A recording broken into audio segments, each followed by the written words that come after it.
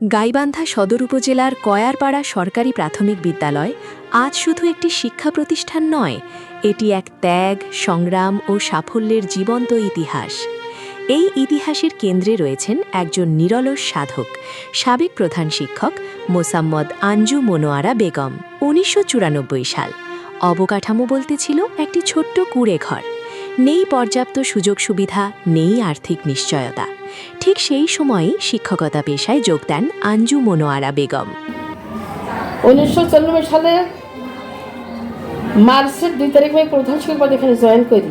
Join করার পরে কোনো বসার ব্যবস্থা নাই, এটা একটা গোরস্থান, কোনো প্রকার প্রতিষ্ঠান নাই।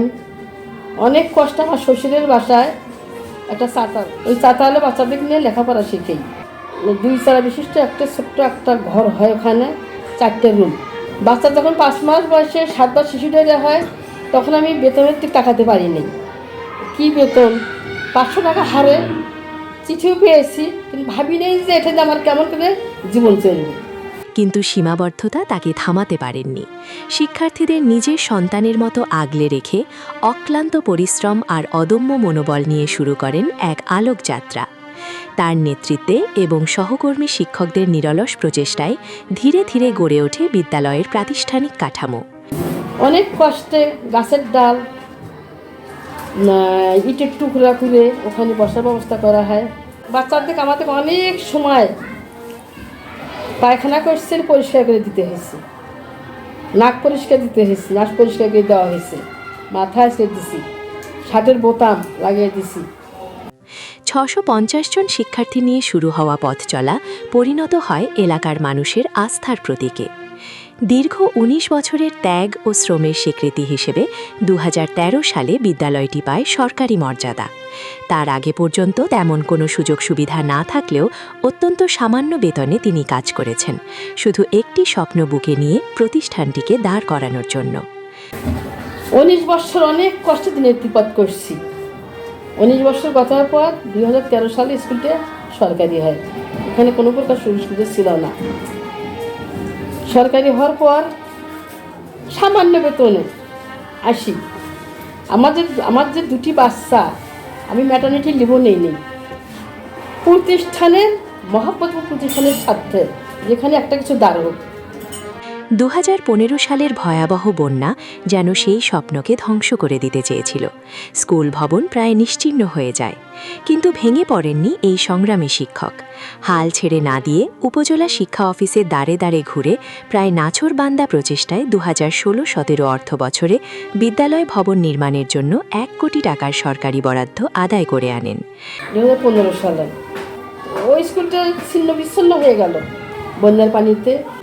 তখন আমি কি অফিসে যোগাযোগ করি, জীবনের বৃত্তান্ত যেরকম বলতেছে ওই রকম ওনাকে অনেক দুঃখ কষ্ট জানাইলাম। বৃষ্টি আসলে 4 শিক্ষক আমরা ছাতা নিয়ে বসে থাকি, বাচ্চাদের রাখা তো সম্ভবই হয় না। স্যার, আমার একটা বিল্ডিংয়ের ব্যবস্থা করেন।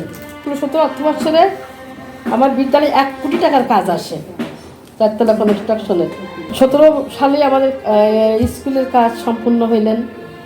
তারপর আমার ওয়াশ ব্লক নেই। 2 বছর দৌড়ানোর পরে 20 লক্ষ টাকা ওয়াশ ব্লকের কাজ আসে। ধ্বংসস্তূপের মাঝেই তিনি গড়ে তোলেন নতুন আশার ভিত্তি। সেই ২০১৫ সালেই আসে আরেকটি গৌরবের খবর। সমাপনী পরীক্ষায় বিদ্যালয় থেকে শতভাগ শিক্ষার্থী GPA 5 ও বৃত্তি অর্জন করে। শুরু থেকেই শতভাগ পাসের হার, নিয়মিত বৃত্তিপ্রাপ্তি এবং এই সাফল্যের ধারাবাহিকতা তিনি চাকরি জীবনের শেষ দিন পর্যন্ত অটুট রাখতে পেরে নিজেকে ধন্য মনে করেন। তা আমি খুবই ধন্য যে প্রথম অবস্থা থেকে আমার পাশের 100% আমার বৃত্তিপ্রাপ্ত স্কুল, GPA 5 পাওয়া স্কুল, কিন্তু কমিউনিটি স্কুল বলে আমাকে বৃত্তি দেওয়া হয়নি। বাচ্চারা অনেক কান্নাকাটি করছেন। ওই বাচ্চারা যখন ক্লাস 8-এ বৃত্তি দেন, তখন গোল্ডেনে বৃত্তি নিয়ে নিল। আবার যখন SSC পাস করেন, ওই গোল্ডেনে SSC পাস করলেন। আবার যে ইন্টারমিডিয়েট পাস, ওই গোল্ডেন। এই বিদ্যালয়ের সাফল্য শুধু ফলাফলে সীমাবদ্ধ নয়। এখানকার সাবেক শিক্ষার্থীরা আজ প্রাথমিক বিদ্যালয়ের শিক্ষক, সচিবালয়ের কর্মকর্তা, আবার কেউ কেউ কর্মকর্তা আছেন জাপানের মতো উন্নত দেশেও, যা কয়ারপাড়া সরকারি প্রাথমিক বিদ্যালয়ের জন্য এক বিশাল গৌরব। আমার বৃত্তিপ্রাপ্ত স্কুল, GPA 5 পাওয়া স্কুল, আমার বাচ্চারা একটা আমার ছাত্র জাপানে আছেন, চিফ ইঞ্জিনিয়ার, সরকারি প্রাথমিক বিদ্যালয়ে শিক্ষকতা করছেন। অনেক ছাত্রছাত্রী আমার সচিবালয়ে আছেন। মোট কথা আমার পাশের হার প্রথম থেকেই পাশের 100%। আমি নিজেকে অনেক গর্ববোধ করি। প্রধান শিক্ষক হিসেবে তিনি ছিলেন কঠোর নিয়ম শৃঙ্খলা, সময়ানুবর্তিতা ও দক্ষ নেতৃত্বের অনন্য দৃষ্টান্ত। শিক্ষক ও শিক্ষার্থীদের সুশৃঙ্খল পরিচালনার মাধ্যমে অর্জন করেন সবার ভালোবাসা ও সম্মান। আমার 1 নম্বর কথা আগমন প্রস্থান 9টা 4:30। টিচারদের বলছি যে সময়ের কাজ সময় করে ফেলবেন, টেনশন হবে না। আর ওইভাবেই আগে আসতেছেন। টিচাররা পরিশ্রম করছেন। আমি কিন্তু খুব একটা নিতে পারিনি, মাঝে মাঝে নিয়ে নিয়েছি। দৌড়েছি এই প্রতিষ্ঠানের জন্য, যথেষ্ট সম্মান পেয়েছি। ওনারাও যথেষ্ট সহযোগিতা করেছেন। শিক্ষা অফিসের পক্ষ থেকে 3 বার ধন্যবাদ পত্র প্রাপ্তি তার কর্মজীবনের উজ্জ্বল স্বীকৃতি। নিজের ত্যাগের পাশাপাশি তিনি সবসময় শিক্ষকদের নিষ্ঠা, শিক্ষার্থী ও অভিভাবকদের সম্মিলিত সহযোগিতার কথা কৃতজ্ঞতার সঙ্গে স্মরণ করেন। 3 বার ধন্যবাদ পত্র পেয়েছি। আমাদের ডিসি স্যার ছিলেন, ডিপিও স্যার, ডিপিও স্যার, টিওনো স্যার, এটিও স্যাররা সবাই মিলে ধন্যবাদ পত্র দেওয়া হয়েছে। যখন আমি ধন্যবাদ পত্র নিতে উঠি স্টেজে, আমাকে স্যাররা বলছেন, ম্যাডামের স্কুলের রেজাল্ট এত ভালো, আমরা তো ভাবছি এটা পুরুষ শিক্ষকের স্কুল, এত ভালো কেন? ওই যে একটা না 1994 সাল থেকে 24 সালের মার্চের 5 তারিখ আমার কার্যদিন ছিল। 2025 সালের জানুয়ারির 5 তারিখ পর্যন্ত আমার পিয়ারলে ছিলাম। 6 তারিখ থেকে আমি অবসরে আছি। আপনারা দোয়া করবেন। দীর্ঘ শিক্ষকতা জীবনে ম্যানেজিং কমিটি ও সহকর্মীদের কাছ থেকে পাওয়া সম্মান ও সহযোগিতায় তিনি গভীরভাবে সন্তুষ্ট। তিনি প্রত্যাশা করেন বর্তমানে কর্মকর্তা শিক্ষকবৃন্দও যেন সম্মান ও মর্যাদার সঙ্গে তাদের শিক্ষকতা জীবন শেষ করতে পারেন। 1994 থেকে 2025 দীর্ঘ 32 বছরের শিক্ষকতা জীবন।